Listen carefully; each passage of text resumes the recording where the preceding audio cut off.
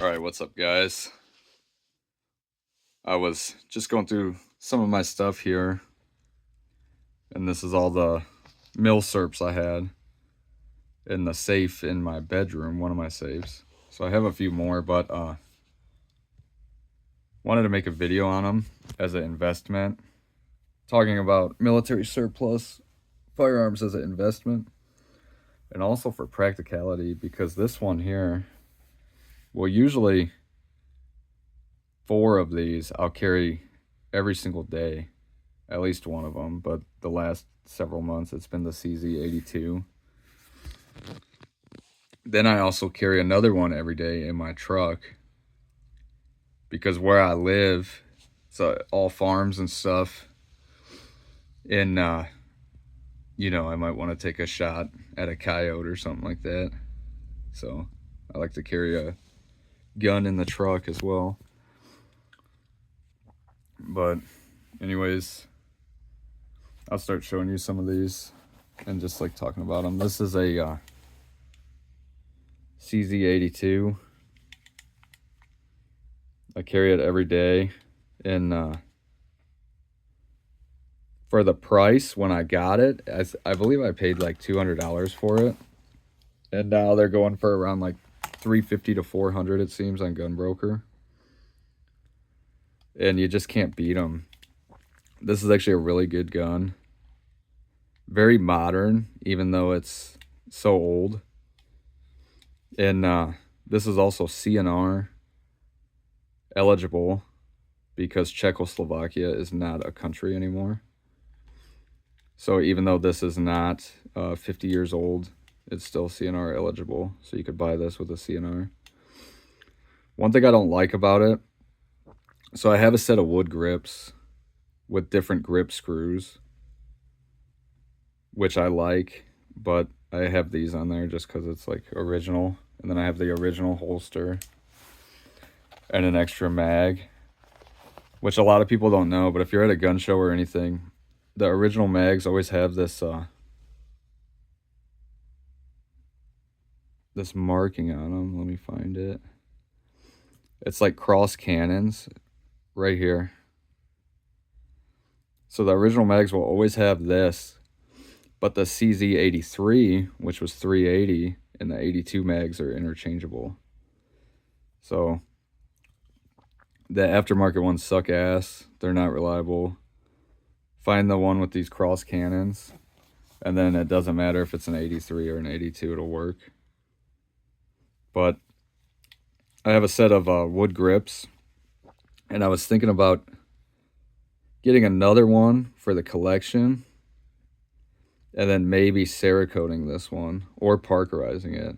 I'm not really sure yet which route I'm going to go, because CZ uses a poly coat, which is like a paint on enamel finish, and it kind of sucks. It's kind of flaking and stuff.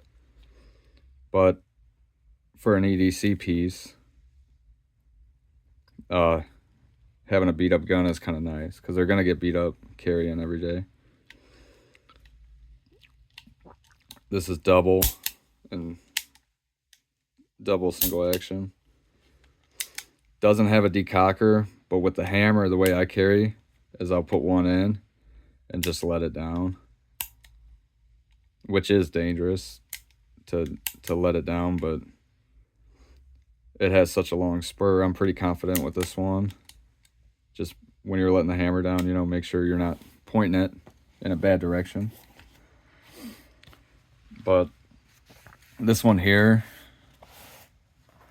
is a Bulgarian Makarov PM. A lot of people will call the CZ the P64s, the P83s, the Hungarian, what is the Hungarian one? The PA63, they'll call those Makarovs, but they're not actually Makarovs. They're just chambered in the same round. A true Makarov would be this, the Russian, the IJA commercial Russian one, the East German, there's a Chinese Makarov. There's quite a few, but they all are going to have the same shape and look just like this. But I did carry this one quite a while. And when I was 21, I used to carry a Makarov, a different Makarov I have. That's a what you call a Russian sneak. So they were imported with these, but they're Russian. But these are great, extremely reliable. Double single action with a decocker. And they have the Bakelite grips, which I love. On my, or what was I gonna say? Like, so the IJA Russians, which are commercial, they have adjustable sights, and they come with like really shitty grips. So if I was gonna get one, I would get rid of those right away and put the Bakelite grip on it.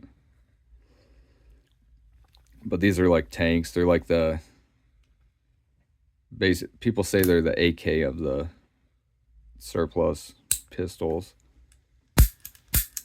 But can't go wrong with these. I think I paid, I don't know, maybe 200 for this, and I've seen these, especially with the holster and an extra mag and the Bakelite grips, they seem to be going for around 500 now. And yeah, these are also not CNR, so you need a real FFL if you want to get it shipped.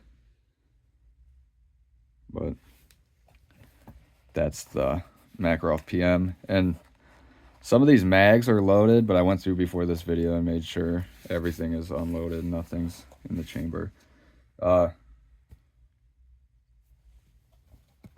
go to this one. This is a Polish P64. And I really like these because when I was younger, when I was a teen in Michigan, there's a store called Dunham's Sporting Goods. And they used to sell surplus guns all the time in the good old days, back when you could get like an SKS for $100, and the 9130 Mosins were like $69, and then the 44s were like $89 there. But anyways, I wasn't old enough to buy a handgun at this time, and I just always wanted one of these, and I would see them there, and but I wasn't old enough. But then when I got older, I finally got one, and I think I paid $100 for this. And these are usually like $350 to $400 now. And I have a holster and an extra mag.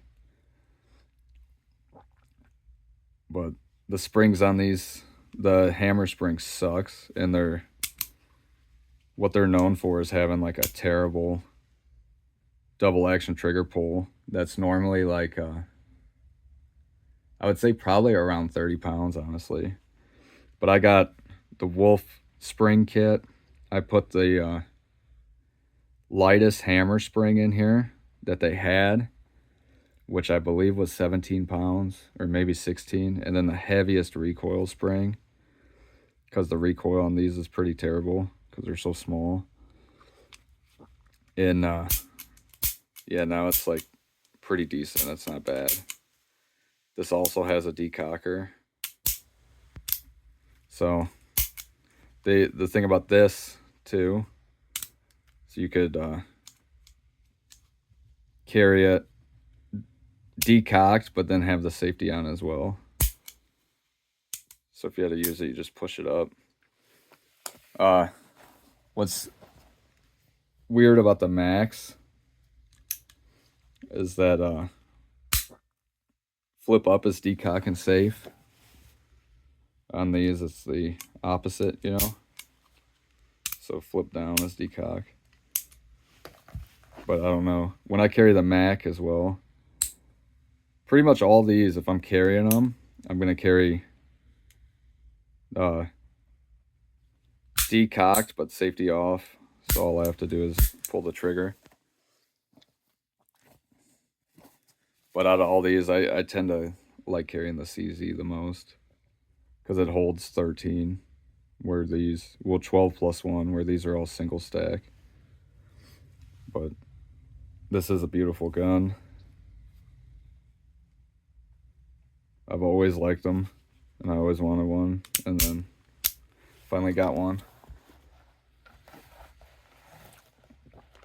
And I have other Milsurps as well. I have a CZ75, a CZ70, a CZ50. They're just not in this room, so I was like, screw it. And I don't really carry those because, you know, 32. But anyways, this is a going to the American surplus here, which is one of my more expensive guns. This is a Colt 1911, and this was made in 1918. It says United States property on it. It's pretty cool. This is a World War I Colt. I'm pretty sure it's all original, the finish, but I'm not 100% sure because it is nice.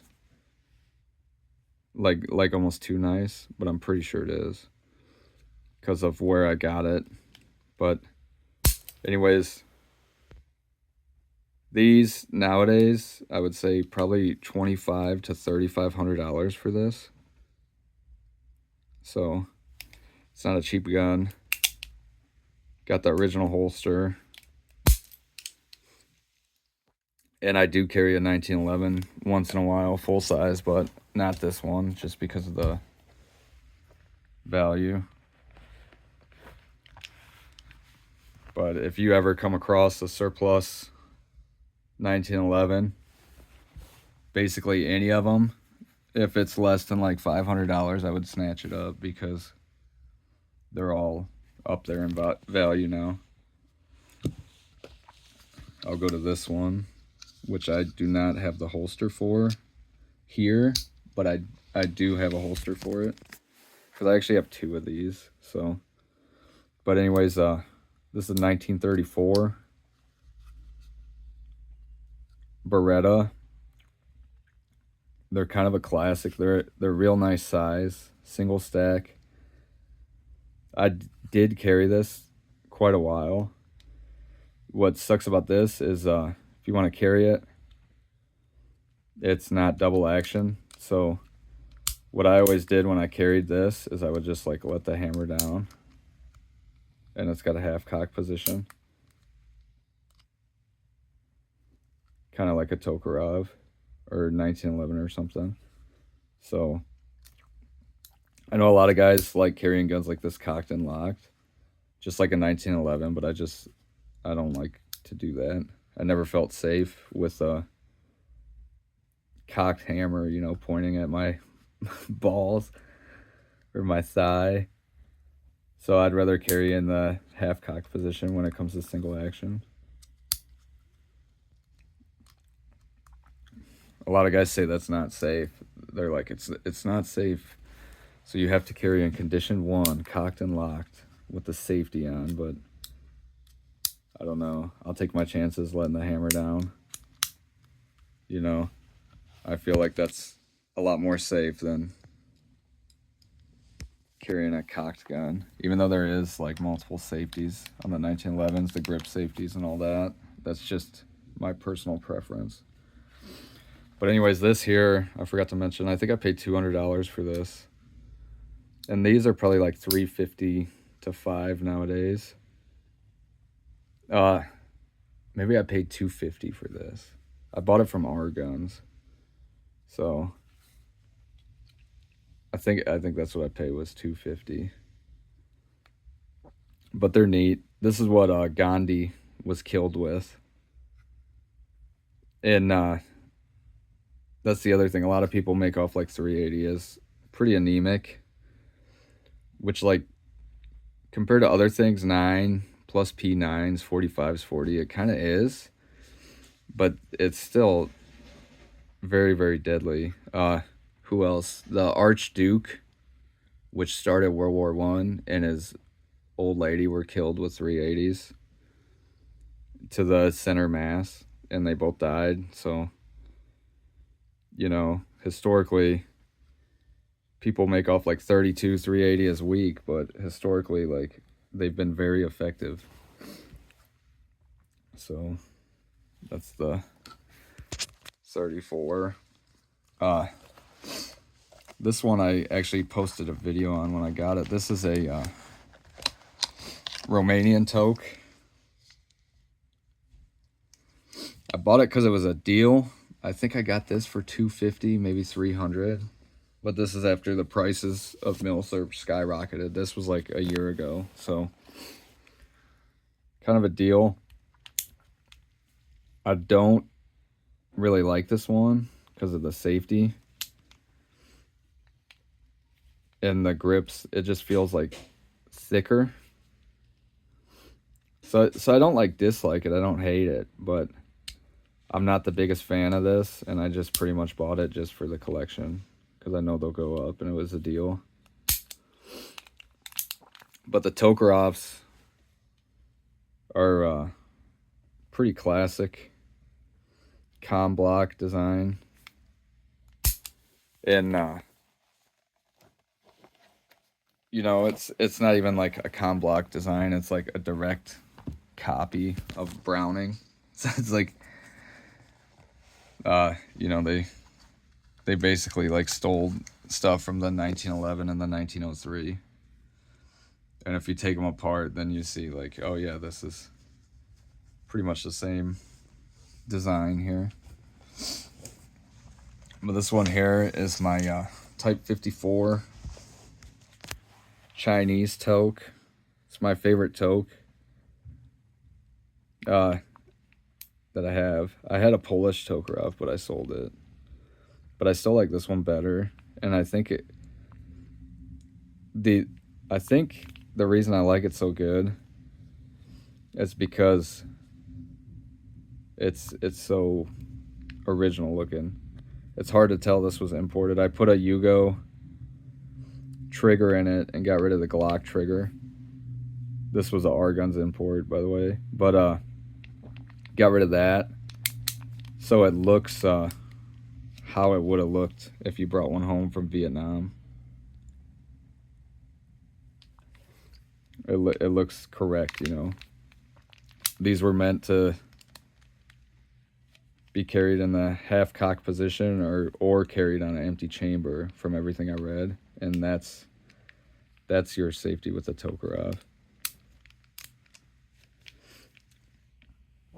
But I did carry this. I like carrying this when I'm hunting or mushroom hunting, so I don't carry it concealed, but I do carry it. This 7.62 by 25 is a really, really hot round. And here I have one here. You can see it's a bottlenecked round, very similar to 30 Mauser. And I have these hollow points. This actually feeds them well. And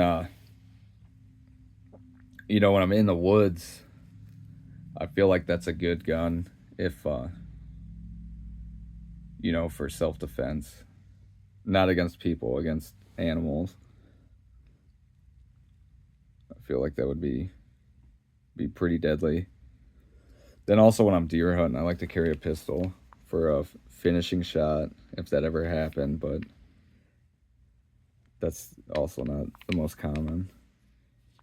Doesn't really happen, but if it did, I would feel good with this. But let me get the 1911 here to show you the different, or the similarities. The 1911 is probably what is a better gun. You have the like a proper safety and then also a grip safety. So these are you know, fairly safe. I read somewhere that more people died with these Tokarevs in Russia, in the Soviet Union, from like accidental discharge, or more people died from accidental discharges than were actually like killed, which I don't know if that's a fact or not, but it's something to like not forget when you're playing with these, because you know they are dangerous. But this one, I think from Handguns, it was like $300, and now they they haven't gone up much. They're probably like 300 to 400.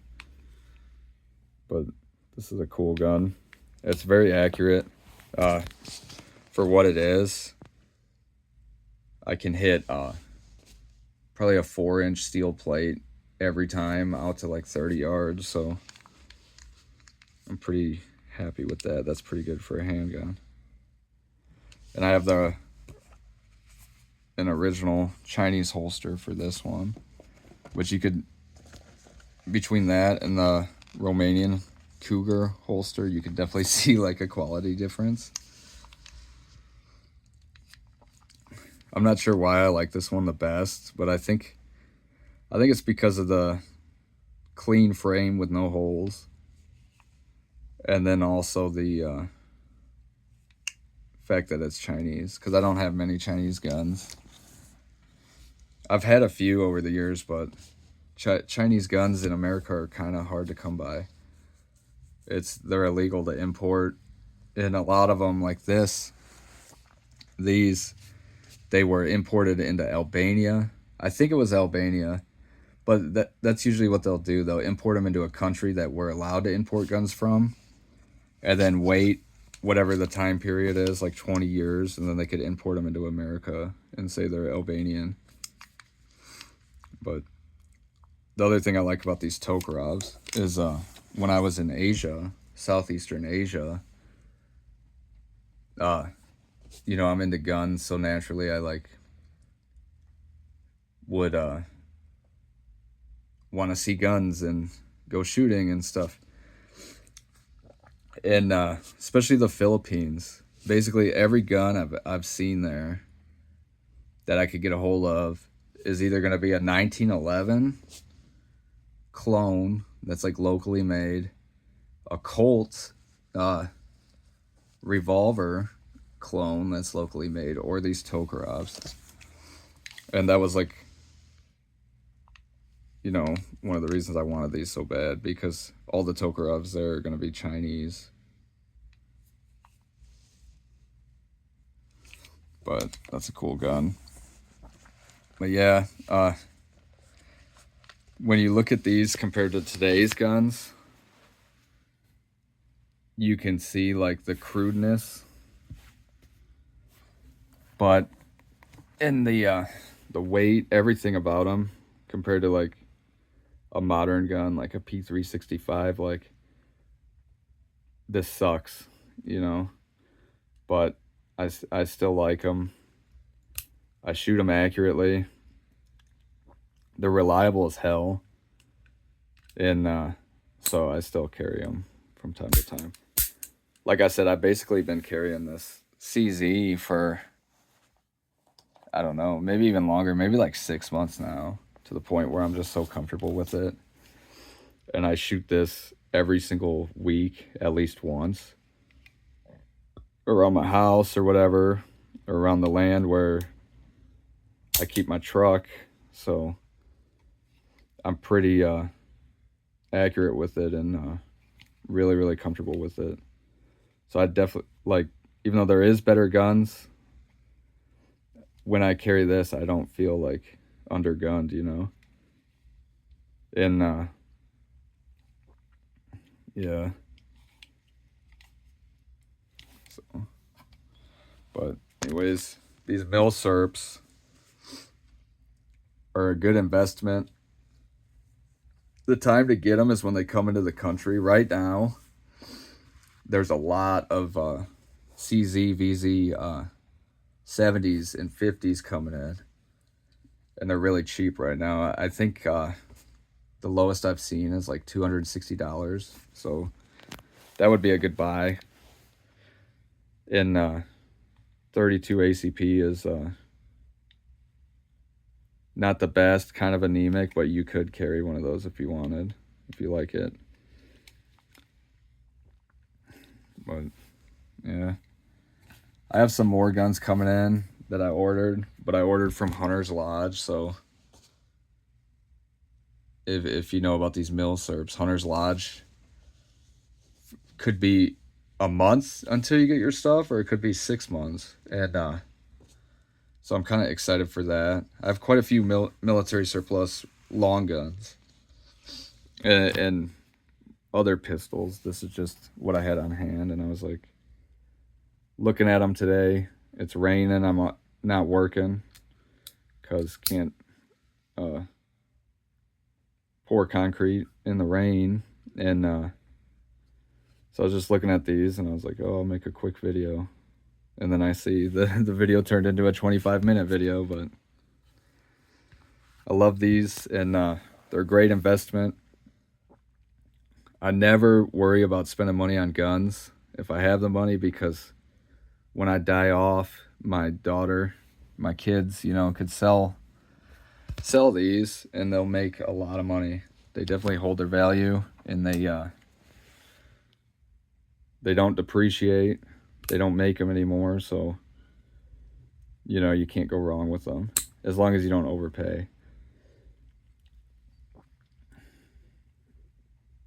As long as you don't overpay. And they're cool.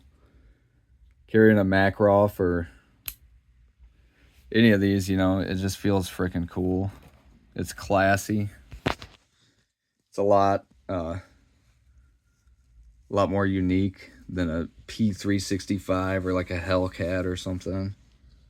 Even though those guns do have their places, like, I don't know, I just got bored with them.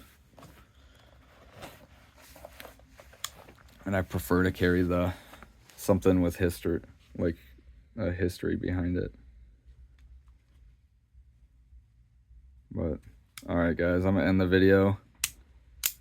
I might do a video like this with revolvers or my pocket pistols or something, because I have a lot of guns. Hold on, I have a pocket pistol right here that I'll show you. This is my I bought this for my wife, which is also a 32, but little Beretta tip up. You can compare to like the P64, you can see the size difference. But I might do a video on something like that, because I have all the Beretta tip ups. There's a lot of guns that when I get into, I'm like, I want to buy all of them, so I have like an example of each thing, you know. And what I'm probably gonna do next is all the 9x18 Makarovs, because there's a few I don't have, and I really like this round. I don't know, it's just cool to me. I like it. But all right, guys, thanks for watching. See you later.